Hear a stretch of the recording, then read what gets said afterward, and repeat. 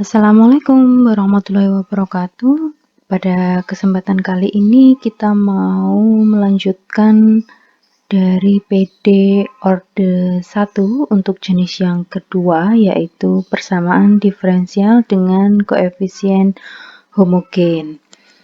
Nah, di sini nanti melibatkan PD terpisah juga. Jadi kalau kalian belum lihat video materi PD terpisah, bisa lihat dulu, oke? Nah, kita mulai materinya. Nah, suatu fungsi itu disebut sebagai fungsi homogen berderajat n dalam x dan y itu kalau dia bisa dinyatakan dalam fungsi itu diganti lambda x dalam lambda x dan lambda y, maka akan terbentuk lambda pangkat n dari fungsi itu sendiri, dimana ini berlaku untuk setiap parameter lambda. Nah, berarti nanti kalau sudah ada fungsi bisa dinyatakan dalam seperti ini, maka dia dikatakan suatu fungsi homogen berderajat n gitu ya. Kalau di sini pangkat 3 berarti dia fungsi homogen berderajat 3. Caranya gitu, ngecek suatu fungsi dia homogen atau tidak. Nah, contohnya kalau saya punya fungsi x kuadrat plus xy plus y kuadrat, kita mau cek fungsi ini homogen berderajat berapa. Nah, maka kita ganti x dan y itu menjadi lambda x, lambda y. Jadi fungsi dalam lambda x, lambda y. Nah, maka lambda x ini disubstitusikan dalam x, kemudian lambda y disubstitusikan dalam y gitu ya. Kita ganti x-nya dengan lambda x, y-nya dengan lambda y. Maka kita punya seperti ini. Nah, kemudian kita operasikan. Berarti ini menjadi lambda kuadrat x kuadrat ditambah lambda kuadrat xy plus lambda kuadrat y kuadrat. Nah, kemudian lambda kuadratnya kita keluarkan, maka kita punya lambda kuadrat dikali x kuadrat plus xy plus y kuadrat. Nah, padahal ini itu tadi adalah ini kan. Nah, dia adalah fungsi fxy. Nah, maka kita bisa tuliskan lambda kuadrat fxy. Nah, kita lihat pangkat berapa lambdanya. Di sini pangkat 2, berarti kita bisa katakan tadi salah ya, berapa pangkat lambdanya? Oh, ini 2, berarti fungsi fxy kita nyatakan fungsi homogen berderajat 2 gitu ya. Nah, selanjutnya ada teorema yang berlaku dalam koefisien homogen ini. Yang pertama adalah teorema 1. Jika m dan n itu keduanya adalah fungsi homogen berderajat sama, maka fungsi m per n-nya nanti adalah fungsi homogen berderajat 0. Teorema yang kedua, suatu fungsi kalau dia itu berderajat 0 dalam x dan y, maka fungsi itu dapat kita ganti menjadi y per x saja gitu ya. Nah, tapi bisa juga tidak hanya y per x, tapi x per y, nanti kita bahas. Nah, catatannya tadi kita bisa mengganti fungsi ini, fungsi fxy ini.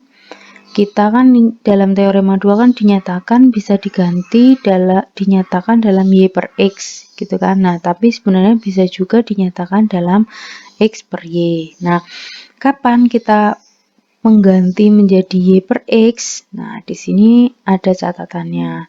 Kita mensubstitusikan y per x, kita katakan dia sebagai u, itu jika bentuk n-nya, bentuk fungsi n-nya itu lebih sederhana dari fungsi M. Sedangkan kita mensubstitusikan X per Y sama dengan W itu kalau M-nya bentuknya lebih sederhana dibandingkan N. Nanti kita beri contoh ya, biar lebih paham.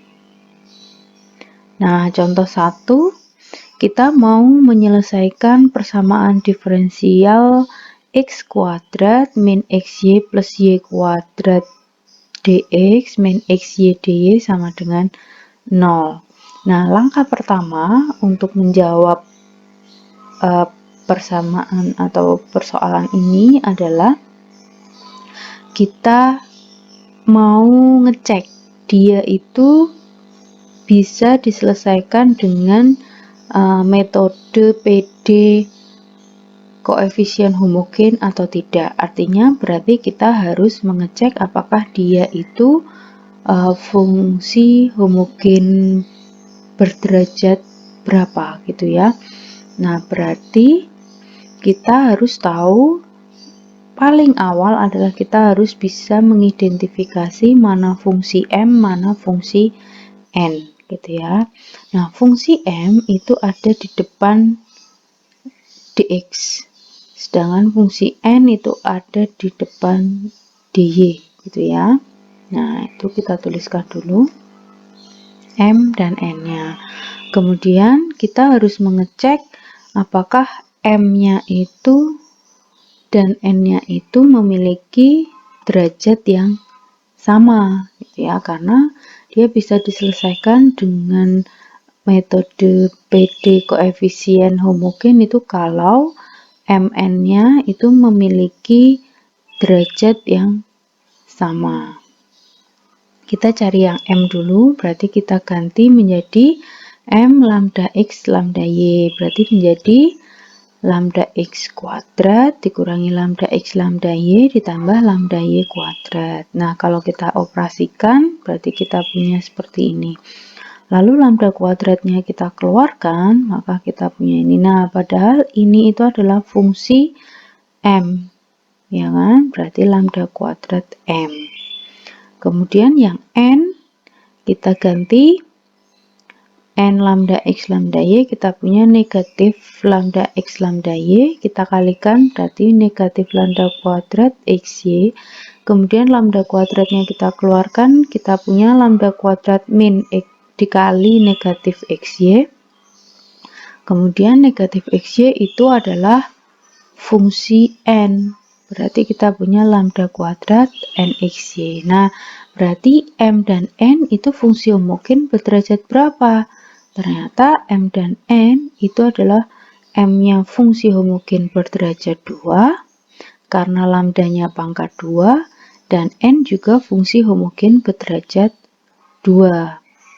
Berarti mereka memiliki derajat yang sama. Nah, kalau mereka memiliki derajat yang sama, maka kita bisa lanjut menggunakan teorema 1. Nah, di teorema 1 dikatakan kalau M dan N itu berderajat sama, maka M per N-nya akan berderajat 0.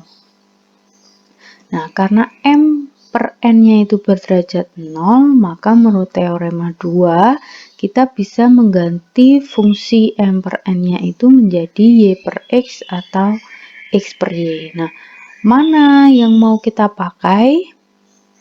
Berarti kita harus perhatikan M dan N-nya dulu. Nah, mana yang lebih sederhana? Nah, kita perhatikan M-nya itu seperti ini, N-nya itu seperti ini. Mana bentuk yang lebih sederhana? Nah, kita lihat adalah N ya. N yang lebih sederhana.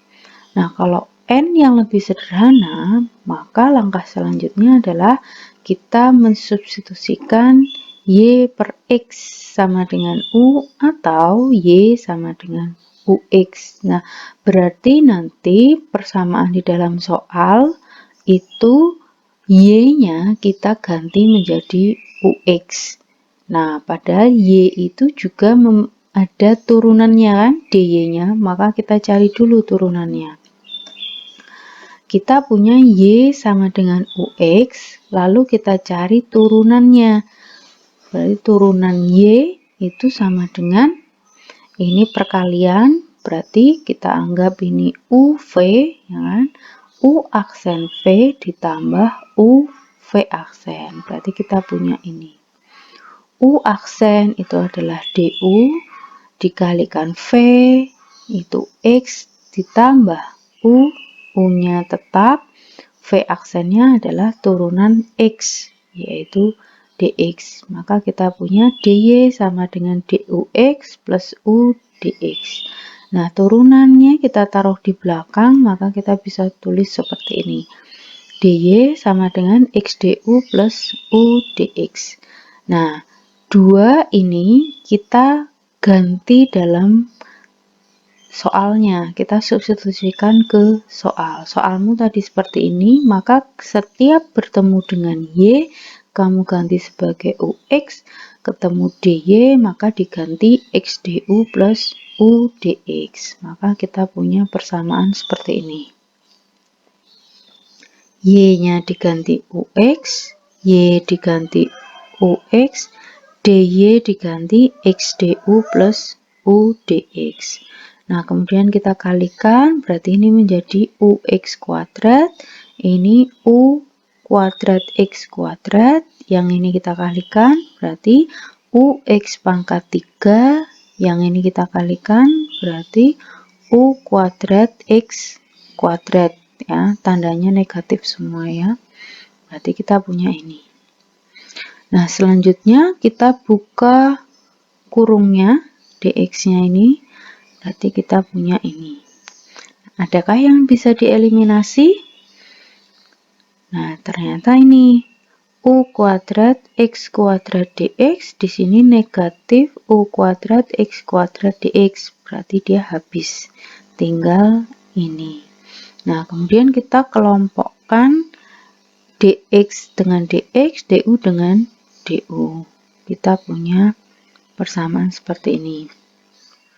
Nah, kemudian kita keluarkan variabel yang sama. Nah, kebetulan yang sama adalah x kuadrat ya. Maka x kuadrat kita keluarkan, kita punya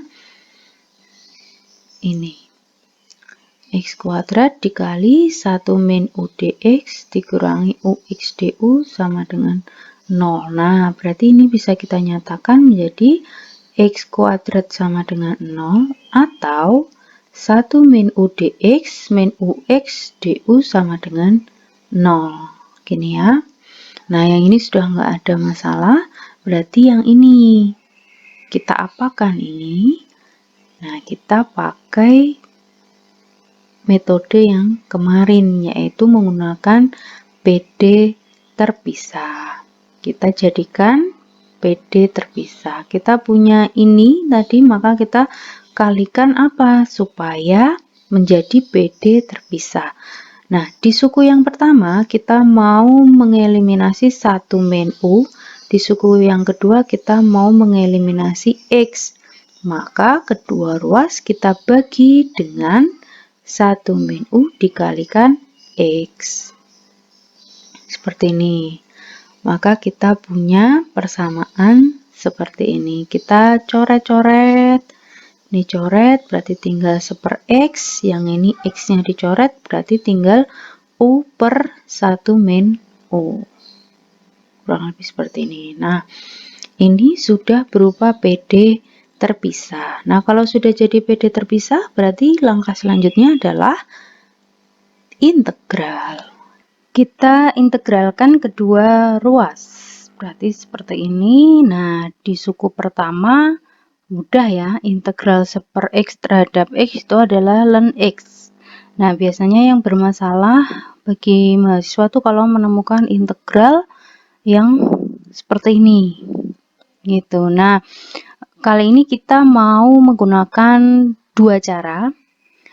Cara yang pertama adalah kita membuat U pada penyebut itu memiliki tanda yang sama dengan pembilang. Jadi pembilangnya ini U-nya kan positif, maka ini dibuat positif.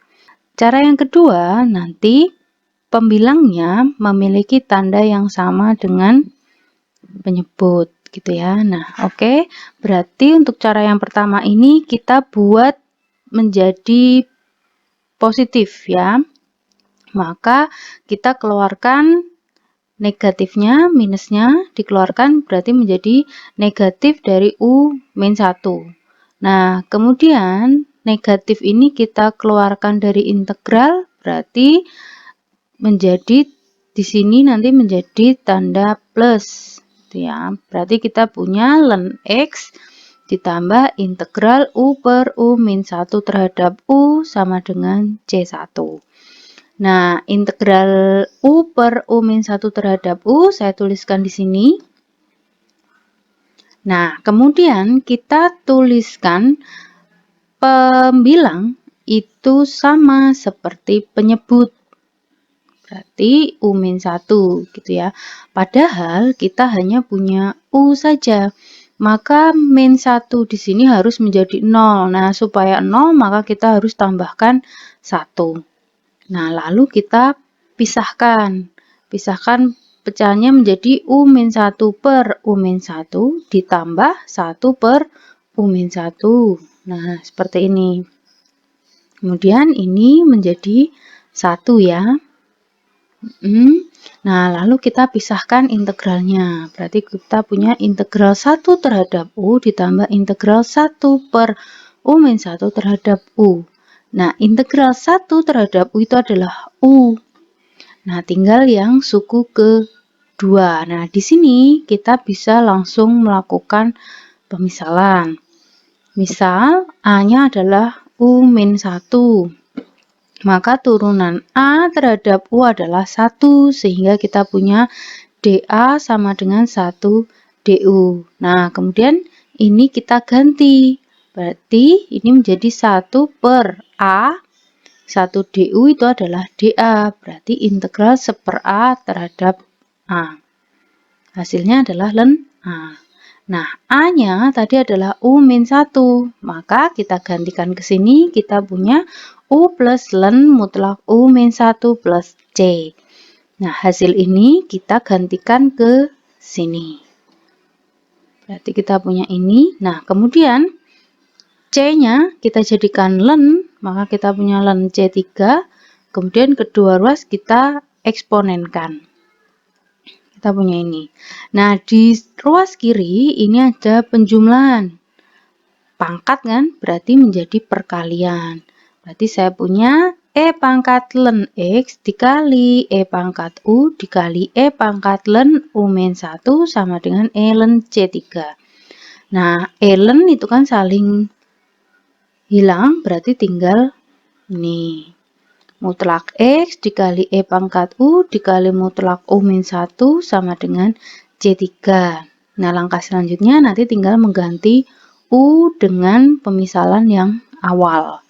Nah, kita masuk dulu ke cara yang kedua. Nah, untuk cara yang kedua, berarti pembilangnya dibuat U pada pembilang dibuat sama seperti pada penyebut. Berarti kita butuh negatif. Nah, kebetulan ini ada negatif, maka ini masuk di sini berganti plus. Seperti ini ya. Nah, kita tuliskan di sini. Nah, sama langkahnya.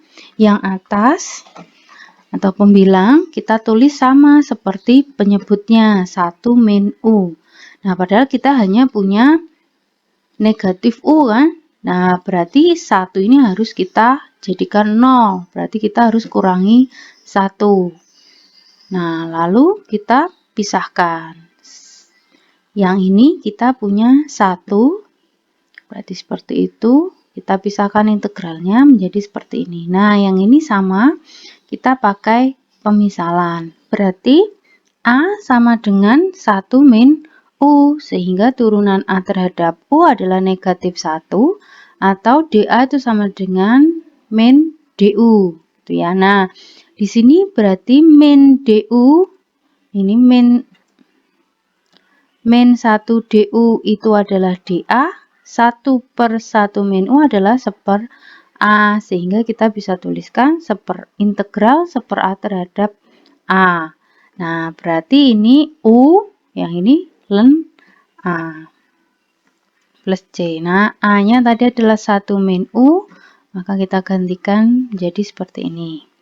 Nah, hasil ini lalu kita gantikan ke sebelah sini. Berarti kita punya ini. Lalu C2-nya kita buat ln, berarti menjadi ln C3. Kemudian kita eksponenkan. Sama, berarti kita pisahkan menjadi perkalian. Lalu kita punya ini. Nah, yang kalian perhatikan yang sebelah sini. Di cara 1 itu adalah U min 1, ya kan? Sedangkan di cara 2 adalah 1 min U. Sama atau beda itu hasilnya? Berarti sama sebenarnya ya, karena dia pakai menggunakan tanda mutlak. Nah, langkah selanjutnya setelah kita dapatkan ini, berarti kita mengganti U menjadi XY. Kita menggunakan pemisalan awal. Nah, pemisalan awalnya itu adalah U itu sama dengan Y per X. Nah, maka kalau nanti ketemu U, maka kamu ganti menjadi Y per X. Persamaan terakhir adalah seperti ini, U-nya diganti Y per X, berarti kita punya ini. Nah, samakan penyebutnya, berarti menjadi seperti ini. Nah, ini bisa saling menghilangkan, X-nya, berarti kita punya ini. Ini untuk yang cara 1. Yang cara 2 gimana? Sama ya langkahnya. U-nya diganti Y per X, lalu samakan penyebutnya. X-nya dieliminasi, berarti menjadi seperti ini. Nah, mutlak Y min X dengan mutlak X min Y itu hasilnya sama saja. Maka kita bisa tuliskan salah satu. Sehingga penyelesaian umumnya adalah E pangkat Y per X dikali mutlak Y min X sama dengan C. Sudah terjawab ya untuk soal nomor 1. Nah, contoh 2, kita mau menyelesaikan persamaan diferensial XY dx ditambah X kuadrat plus Y kuadrat dy sama dengan 0. Nah, langkah yang pertama sama, kita cek dulu apakah dia akan bisa diselesaikan menggunakan PD koefisien homogen. Nah, syaratnya tadi apa? Kita bisa menggunakan PD order 1 koefisien homogen itu kalau M dan N-nya memiliki derajat yang sama. Nah, berarti kita tentukan dulu M-nya dan N-nya. M-nya itu di depan dx, N itu di depan dy, jangan lupa. Nah, lalu kita ganti menjadi lambda x, lambda y. Kita mulai dari M dulu, berarti M dari untuk lambda x, lambda y, kita ganti menjadi lambda x, lambda y. Berarti ini lambda kuadrat xy. Sedangkan xy sendiri itu adalah M xy. Berarti kita tuliskan seperti ini. Nah, N-nya sama, N-nya, X-nya diganti lambda X, Y-nya diganti lambda Y. Berarti kita punya seperti ini. Nah, ini berarti lambda kuadrat X kuadrat ditambah lambda kuadrat Y kuadrat. Kemudian lambda kuadratnya kita keluarkan, berarti kita punya lambda kuadrat dikali X kuadrat plus Y kuadrat. Sedangkan ini itu adalah N XY, berarti kita punya lambda kuadrat N XY. Nah, lalu kita cek ini berarti M-nya adalah fungsi homogen berderajat 2, sedangkan N-nya fungsi homogen berderajat 2 juga. Ternyata mereka sama. Nah, kalau mereka sama berarti kita bisa selesaikan menggunakan PD koefisien homogen. Berarti kita manfaatkan teorema 1, karena M dan N-nya berderajat sama, maka M per N-nya berderajat 0.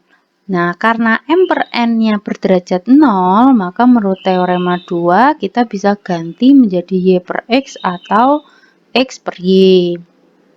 Nah, mana yang mau kita pakai? Maka kita lihat M dan N-nya dulu. Manakah yang lebih sederhana?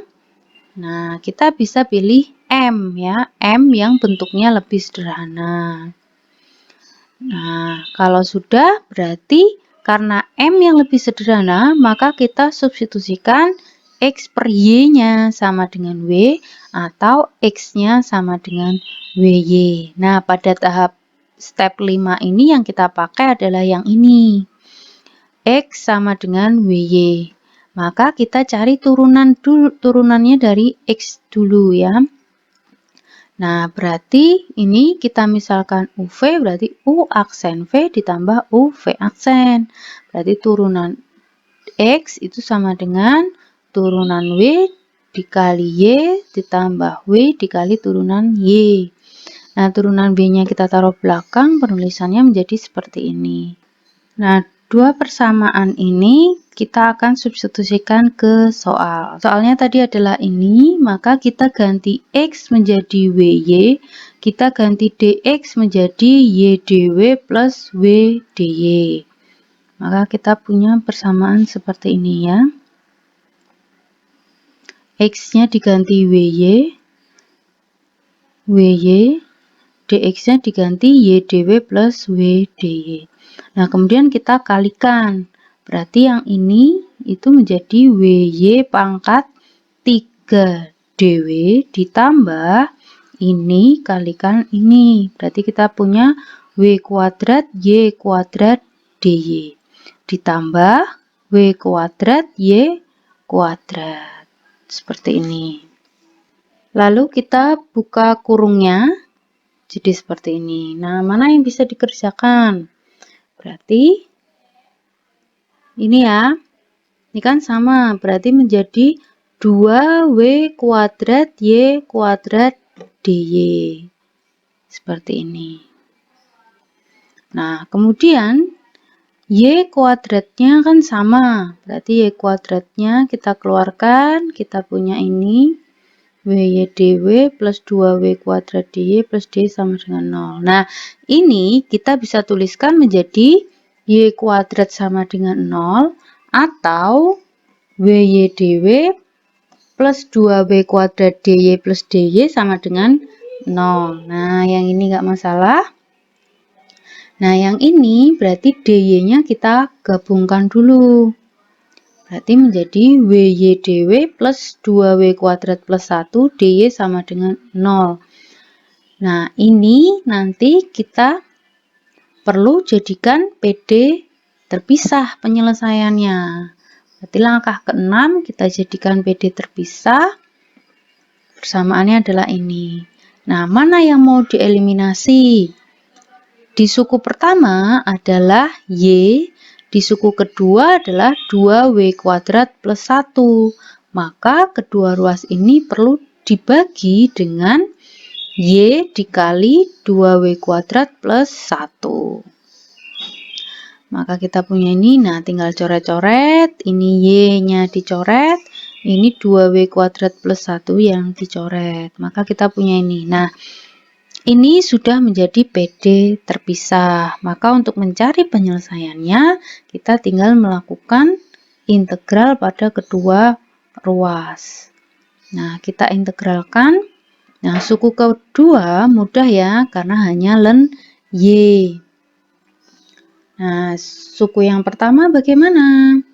Nah, maka kita lakukan pemisalan. Nah, misal A itu adalah 2W kuadrat plus 1. Kita misalkan A-nya adalah 2W kuadrat plus 1. Maka turunan A terhadap W adalah 4W. Maka kita punya DA sama dengan 4W DW. Nah, kita hanya membutuhkan W DW saja. Maka kedua ruas kita bagi dengan 4, maka kita punya 1/4 DA sama dengan WDW. Nah, sehingga kita ganti integral W per 2W kuadrat plus 1 ini kita ganti dengan pemisalan kita. 1/2W kuadrat plus 1 itu kita ganti 1 per A. WDW itu kita ganti menjadi 1/4 DA. Nah, berarti seperempatnya kita keluarkan, kita punya seperempat dikali integral seper A terhadap A. Hasilnya adalah seperempat ln A plus C, di mana A-nya tadi adalah 2W kuadrat plus 1, berarti menjadi seperempat ln 2W kuadrat plus 1. Nah, kemudian hasil ini kita substitusikan ke sini, berarti kita punya ini. Nah, seperempatnya kita naikkan menjadi pangkat supaya hanya ln saja. Berarti kita punya ini. Nah, ln ditambah ln berarti menjadi perkalian ln. Kemudian yang ini ln C3. Nah, seperti ini ya. Nah, kemudian kita eksponenkan kedua ruas sehingga kita memperoleh mutlak 2W kuadrat plus 1 pangkat seperempat dikali mutlak Y sama dengan C3. Nah, sampai sini berarti kita masuk ke langkah yang terakhir. Berarti W ini kita ganti dengan pemisalan yang awal. W-mu tadi adalah X per Y. Maka kita ganti W di sini menjadi X per Y. Seperti ini kita kerjakan, berarti ini menjadi X kuadrat Y kuadrat. Ini dikalikan 2, berarti menjadi 2X kuadrat per Y kuadrat. Lalu samakan penyebutnya, berarti kita punya 2X kuadrat plus Y kuadrat per Y kuadrat. Nah ini, lalu kita pangkatkan 4 kedua ruas, berarti yang ini menjadi seluruh ini menjadi pangkat 1, ini menjadi pangkat 4, ini C3 pangkat 4, berarti menjadi C4, gitu ya. Nah, kenapa mutlaknya nggak ditulis di sini? Nah, karena kalau di sini pangkat 1, berarti kalau kita ketemu nilai Y yang negatif, maka harus dijadikan positif. Sedangkan kalau sudah ditulis pangkat 4, nilai positif dan negatif dari Y itu akan selalu menghasilkan positif ya. Nah, kemudian ini kita eliminasi berarti menjadi pangkat 2. Nah, selanjutnya kita kalikan. Berarti 2X kuadrat Y kuadrat ditambah Y pangkat 4 sama dengan C4. Nah, inilah penyelesaian umumnya. Nah, sudah selesai. Agak panjang ya memang dan butuh kehati-hatian. Nah, kalau ada yang masih belum paham PD terpisah, silahkan dikuasai dulu karena di PD koefisien homogen ini masih terpakai gitu ya. Perhatikan langkah-langkah pengerjaannya, kemudian kalian bisa mencoba sendiri dengan mengerjakan latihan-latihan soal supaya kalian bisa lebih mahir. Biasanya yang paling susah itu adalah ketika menemui bentuk integral yang kurang familiar ya. Rumus-rumus integral di buku kalkulus jangan sampai lupa. Oke, saya akhiri pertemuan hari ini. Wassalamualaikum warahmatullahi wabarakatuh. Terima kasih.